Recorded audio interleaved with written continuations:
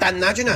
Yeməyəm. Ye baba şabı doldu. Doludur. Yaxşı, bəs dudağı ducaq çıxacaq millətin üz gözünə çox xumar ya. Billə halım yox. Poxum dilin çıxardı, bilmirəm hara mən tökəm. Sən Allah həl şey eləmir. Baba nəyin daxil? Qərə poxum qutulub məcburən fəqət rəngi maşınlara sıçar. Baba onu ki mən dedim sıçaram bilə. Sağ ol, indiyəcən nəməyə qılıb, elə sıçıbsan Bax bilə. mənə, mən sənə deyim ki, qərə poxlamış işlətmirəm ki, mən fiilən şüşələrin projesini Ha deyim. vaxtacan. Eyvallah. Hava neçə gün qabaq qız dostumla çıxmışdıq işə, deyəcəkdik karvaşa iş qohal eləyək. Getdik dana ağ maşın çıxdı.